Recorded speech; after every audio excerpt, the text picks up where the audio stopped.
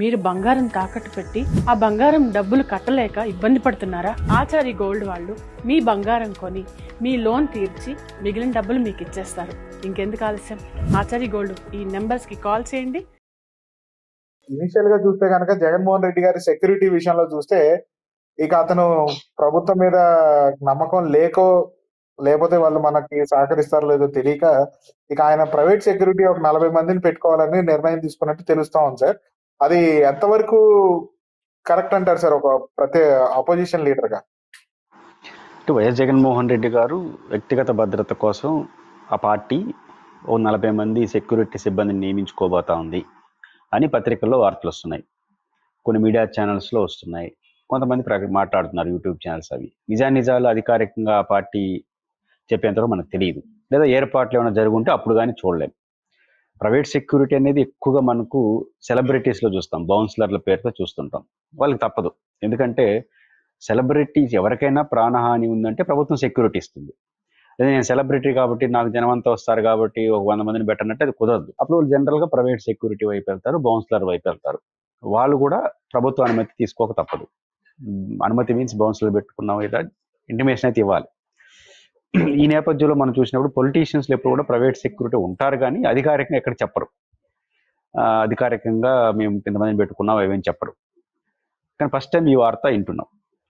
అది నిజమైతే మాత్రం ఆందోళన కలిగించే అంశం.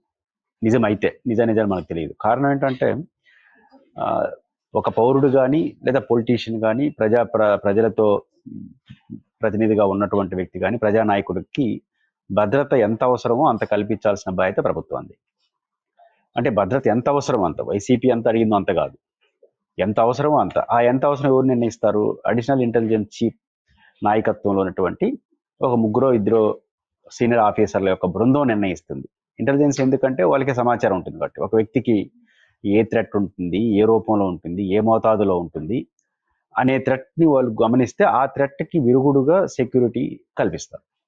థ్రెట్ ఏంటి, థ్రెట్కి విరుగుడు ఏంటి, ఏ థ్రెట్కి ఎలాంటి సెక్యూరిటీ అవసరం అని వాళ్ళ సిఫార్సు మేరకు డైరెక్టర్ జనరల్ ఆఫ్ పోలీస్ వారి నాయకత్వంలో నిర్ణయం తీసుకుంటారు. కాబట్టి ఇప్పుడు వైఎస్ఆర్ కాంగ్రెస్ పార్టీ మాకు Z+ తరహా భద్రత కావాలంటుంది.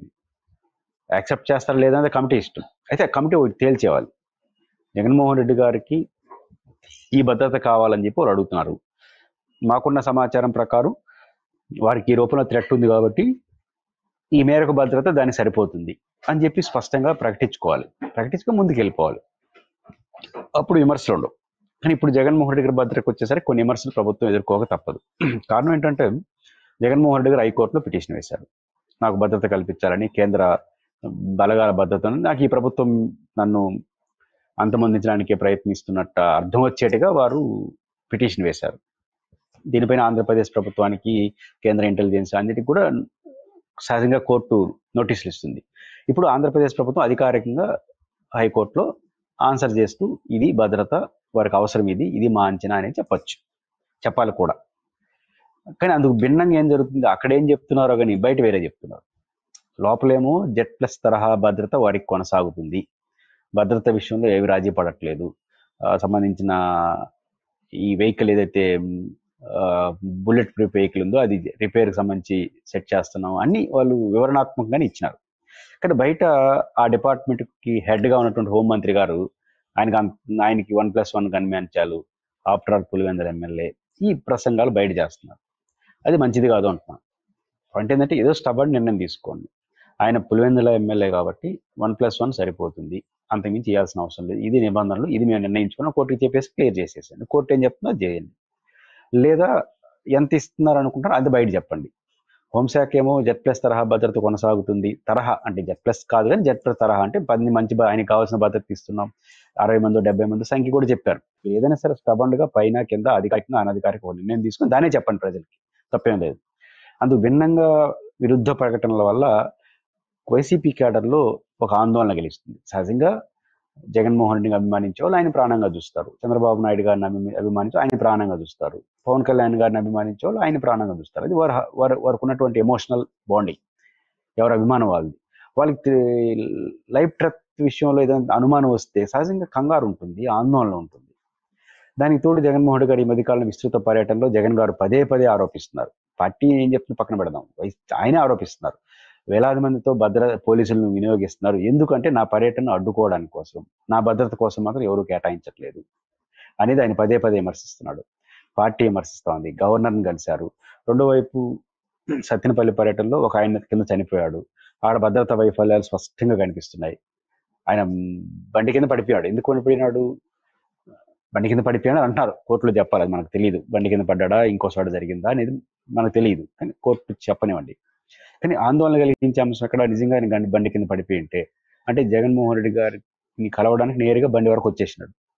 ఆ బండి పైన ఎక్కుంటే ఆయన అభిమాని సరిపోయింది, అగంతుడైంటే ఏం చేయాలి? ఇట్లాంటి ఆందోళన అంటే ఒకటి వైఎస్ఆర్ కాంగ్రెస్ పార్టీ అధ్యక్షుడిగా ఆయన పార్టీ గవర్నర్ వరకు కలిసి చేయడం అనే ద్వారా ఒక ఆందోళన కొనసాగుతా ఉంది. రెండో ఆందోళన ఎక్కడ కొనసాగుతా ఉంది? జగన్మోహన్ రెడ్డి గారు స్వయంగా విమర్శ చేస్తున్నాడు. పర్యటనలో ఇట్లాంటి ల్యాబ్స్ కనిపిస్తున్నాయి. అన్నిటికన్నా మించి హోంమంత్రి గారు చేస్తున్న ప్రకటనలకి కోర్టులో చేస్తున్న ప్రకటన బయటికి పెద్ద చర్చనీయాంశం కాదు, అధికారికంగా చేస్తున్న ప్రకటన వస్తుంది. ఇందువల్ల మా నాయకుడికి ఏదైనా జరుగుతున్న ఆందోళన కలిగించే క్రమంలో పార్టీ అలర్ట్ అయినట్టుంది. బహుశా ఈ పిల్లర్స్ వదిలారు, నిజం కదా నాకు తెలియదు. బట్ అలాంటి పరిస్థితి వస్తే మాత్రం ప్రభుత్వానికి అది చెడ్డ పేరు వస్తుంది. ఒక ప్రధాన మాజీ ముఖ్యమంత్రి, ఈ రాష్ట్రానికి 40% ఓటింగ్ ఉన్న పార్టీకి అధినేతగా ఉన్న వ్యక్తి భద్రతలో ప్రభుత్వం కల్పించలేదు కాబట్టి మేము సొంత భద్రత తీసుకుంటే అది ప్రభుత్వానికి అంత మంచిది కాదు. అది ప్రభుత్వాలు ఆలోచించి దీనిపైన వివాదాలు లేని ఒక హేతుబద్ధమైన నిర్ణయం తీసుకుంటే మంచిది.